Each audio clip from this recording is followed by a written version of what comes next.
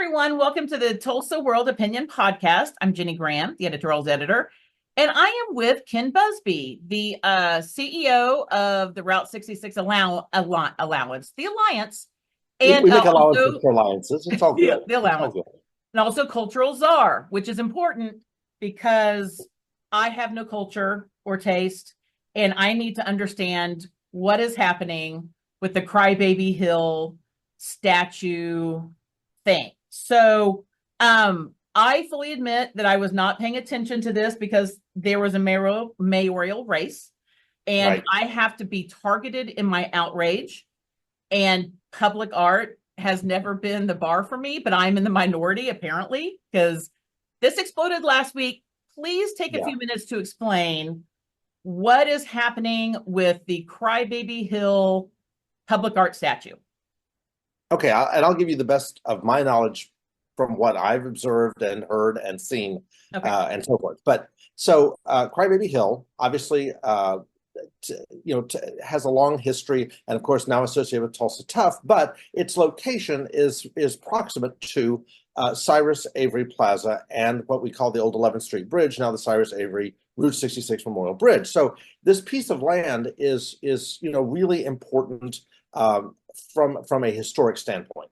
So over the years, a number of projects, including one that the Alliance, Route 66 Alliance, worked on, was trying to do a development on that hill, an interpretive center, those kinds of things. It's been part of a master plan for years, going way back to early the first vision package and so forth, about doing something with that property and so forth. So a number of projects have tried over time, and nothing's ever gelled ultimately. Okay, so then the city has decided to break down that hill into various components, sort of a roadside attraction, a set of they're also doing an RFP for a curator and a set of like historic kiosk kinds of things that could be spread across the city to sort of tell interesting stories, give travelers interesting perspectives on the history in Tulsa and all of that. Okay, and then also an RFP for a mixed use development. So on that hill, so they've broken it down in several parts. Okay, so the part we're talking about is for a public art roadside attraction kind of thing. And so the city puts together an RFP, and an RFP goes out, and artists, I attended that call just to sort of hear what was going on. And I've attended a couple of the calls just to hear what people are thinking about and so forth, and be a resource for folks if people have questions, things I could talk about from a historic standpoint. So the call for artists goes out, and apparently a number of artists renditions and applications came in. Okay, so a separate committee is formed that reviewed all of that, all those submissions. A final selection was made. That was presented to the Arts Commission of the City of Tulsa, and then ultimately, then it goes, their recommending body. So then that goes to the mayor, and then the mayor makes the final decision, and so forth. So my understanding is last Wednesday, he signed the contract with the artist, that this Ken Kelleher, I believe, to do what was presented in the paper. And leading up to that, though, from what I've been hearing, because as you can imagine, a lot of people have been calling me about all this, but the neighborhood association was really opposed to a baby. And this idea So of it was, and I should say, we should say at this point that the name Crybaby Hill is because it's a steep hill up that Tulsa Tough, the bikers have to go up, and it's like the last leg, and it's just challenging. And the whole thing is there's like a little Mardi Gras at that little spot during yeah, Tulsa Tough, and so right, they say, absolutely. don't be a crybaby. So that's Right. sort of that. So from your understanding, the art was not supposed to include an actual crybaby. Well, no, I mean, it was open to interpretation, Okay.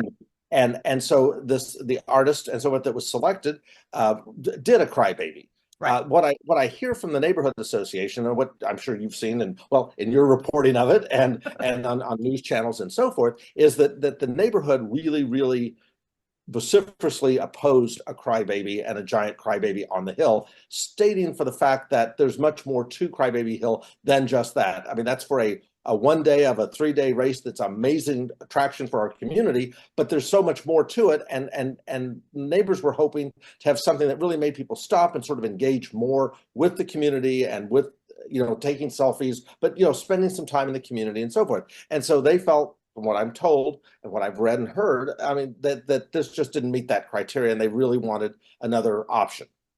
Okay, so it sounds like there's like two issues going on. That you have, the one is, do you like this piece of art? It's subjective. Do you like this public art? And this is where I'm completely unqualified, because to me, the master artwork in Tulsa is the Golden Driller. But then the other issue is the process, that there were people thinking that the process was somewhat not transparent or circumvented or whatever. So let's talk a minute about the process. Could that have been better, or do you think that it was followed? Like, what do you have a thought on whether the process was followed? Right. I mean, a process was put in place. An RFP was created. It was put out. People responded to it, and so forth. So you can say, okay, there's that process. Now you can say, well, maybe there should have been more input from the neighborhood on the committee. I understand there was at least one representative from that committee, from the neighborhood on the committee. Okay, but so you can talk about process in that regard. That the public meetings that were held back in December about it, I remember hearing. I mean, the public comments even then. We're going back now to December of last year. Were we don't want a crybaby. We don't want a crybaby. We don't want a baby on the Hill. And so somehow to have arrived at having a baby and then having that selected really looks like people weren't listening to what the public was saying they wanted and what the neighbors were saying they wanted. That's a challenge. Now, I will say this, if I can go off on one little tangent here for just a second, but when you talked about art being subjective, it really is. I mean, this object might go somewhere really cool, because if you think about a giant blue whale in Catoosa, I mean, but there's a great story there, and I think that's it. While there's a story with Crybaby Hill, and it's a good story and a good marketing story and all of it, it doesn't really relate to Route 66 at all. And this area of town is really about Route 66. I mean, this is where East meets West, as Michael Wallace has always said. I mean, this is where that history is. If it weren't for that bridge and Cyrus Avery, the road would never have come to Oklahoma, that kind of thing. So the historic importance of the area, I think, is what is superseding, and what has got a lot of people fired up about it, is because there's a bigger story here that's not being told if you just reduce it to a giant crybaby. Well, and that's what my point is all along Route 66, you have these bizarro monuments that are meant to be just odd, to make people stop and like, what's this big thing? But you're saying that there could be that, but it just still needs to be tied to the land. I mean, I think personally, I think so. I mean, I think that would have made everyone feel a heck of a lot better, and I don't think you'd be having this level of controversy today. If you go back though, when we did one of our vision projects for the expansion of the Tulsa Convention Center, I was on the Arts Commission at the time, and we selected a wonderful artist from the East named Sarah Morris to do a tile mosaic in the courtyard. I remember going to a city council meeting though, and Councilor Jack Henderson just looking at me and saying, "It's ugly, Ken." And I said, "Well, with all due respect, sir, that's subjective. I happen to think it's rather attractive. But here's the whole point of public art. You don't like something, it is to elicit a reaction." And so I said, you don't like this piece, okay. Others do, okay. But if you walk in a few hundred feet in either direction, you'll find another piece of public art that might resonate with you. And so we got there, and we did the piece, and it's been great for them. I mean, they've used it in their marketing. People take selfies with it. So I mean, it worked. But no, not everybody likes it. There's a lot of art in Tulsa that I don't care for personally. Doesn't mean I want it gone. Doesn't mean I want it, something like that. But again, to this particular spot, it has been so steeped in history that I think if there had just been more of an attempt to really engage with that history and really talk to the community and really listen to that feedback, I think we could have guided may not be all right, but artists, I think, would have submitted something that might have been more in keeping with what people were hoping for. And I can't tell you, but I mean, look what we just did with Zinc Lake this weekend and the giant rubber duck.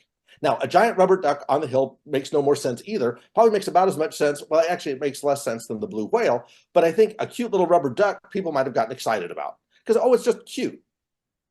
It's just fun. It's kitschy. It's whatever. But for some reason, this crying baby, and maybe, and it's also the representation of it. I think. I mean, a lot of people have likened it to other images of like Astro Boy and Kip's Big Boy, and I think somehow it just really hit every raw nerve that our community seems to have. My one biggest concern is the attack on the artist, though. I mean, an artist is simply responding to an RFP and gives his or her thoughts and then waits to see if somebody selects it. If the committee had not selected this piece, we wouldn't be having this discussion right now. So it's like but the attacks on the artist are not helpful because it's not the artist's fault. The artist did something and was selected.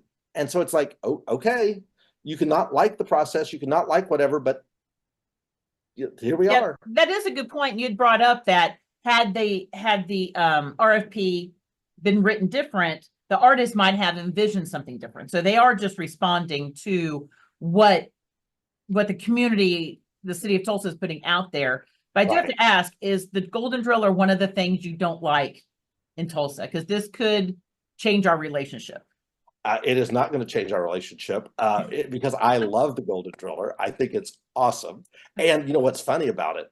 It's not on Route 66, and yet on every map we ever do about Route 66, we put a little dash line to get people to it because it is iconic for Tulsa, and it's, again, it looks like one of those things that you would see on a roadside attraction and stop and take a photo of, and which people do. So no, I fully embrace the Driller. I think it's awesome.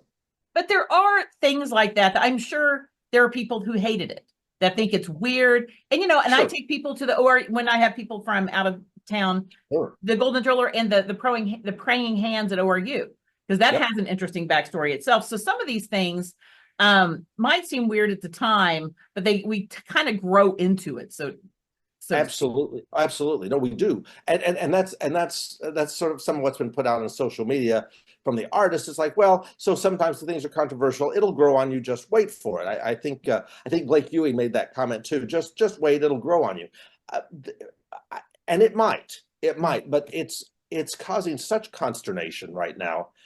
So one of the thoughts I had, and no one's asked me, but maybe someone will listen to this podcast and think that's a good idea. One of the thoughts I had is, since there's also this other RFP I mentioned to you for the development, like mixed use development and whatever else might go there, I thought maybe we should just put a pause on this for a moment, see what else is coming up for that hill and see what might work better with it. Maybe there's something that would work in tandem with a cool art piece, a cool roadside attraction that would work with whatever development is picked and so forth. So it's like, maybe we have cart before the horse here anyway, because that's what I wondered. Like, what do we do now? Like, could the Arts Commission, like, who's in charge now? Is it the Arts Commission that can put a pause on it? Like, what does the mayor step in? Well, I mean, ultimately, I missed that last part. I'm sorry. I just wondered who steps in at this point. The Arts Commission, the mayor, who puts a pause on it? Really only the mayor can, because the Arts Commission of the city of Tulsa is merely a recommending body to the mayor.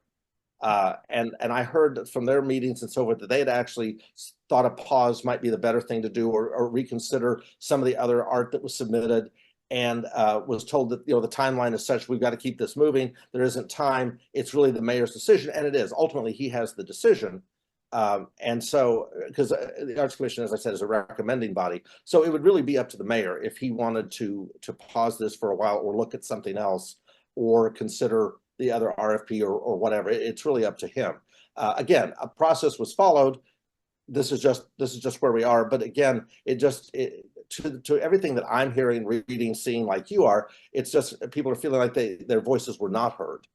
And so, I don't recall, except maybe going back to like the Klaus Oldenburg piece that we could have had in Tulsa that we didn't. But this kind of public outcry is sort of unusual. You may have a few unhappy people, but boy, this one has really rallied people in a major way.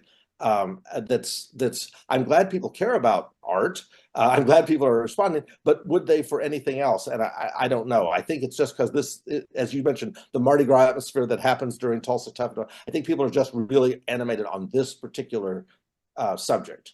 Well, and that brings me to my next point and my idea, which is only 26% of people turned out to vote for mayor and city council, I which know, is so sad. at least So a 30-year low. So I think the mayor's candidate should draw a design for Crybaby Hill statue, then put it out there, and then let people vote on it and tie it to the mayor, and maybe we'll actually get people involved in things beyond just a statue. So Jenny, that's my thought.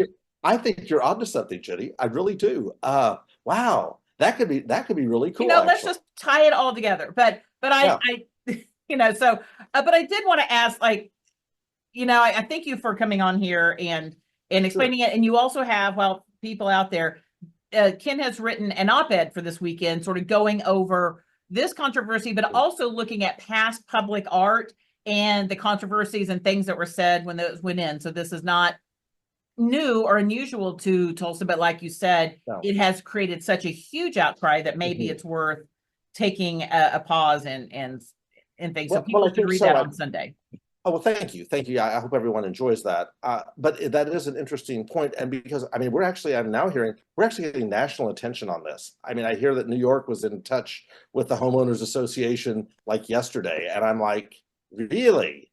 Wow. Okay. So, I want us to put our best foot forward. I mean, Tulsa is a great city with a lot of great public art and a huge history in the arts with the symphony, the ballet, the opera, all of that, the Performing Arts Center, all the things that we do. And public art, we were one of the first in the nation to have a public art program. It goes back to 1969. And God rest her soul, Katie Westby and other visionaries who helped make that happen. But it's like, so we have valued it for so many years now, so many decades. It's like, let's get through this one and do something positive and come together as a community and then come up with something great for this hill that will represent Tulsa, will represent the arts, will represent Route 66 for decades to come. Because with the centennial coming in 26, we want to be ready, and we want people to want to come to Tulsa to embrace the things that we love about our city. And I can't think of a better way to end this podcast. So thank you so much. I'm sure we'll get it worked out. And I appreciate your time, and everyone needs to read his op-ed. Thank you, Jenny. Always great to see you. Thank you.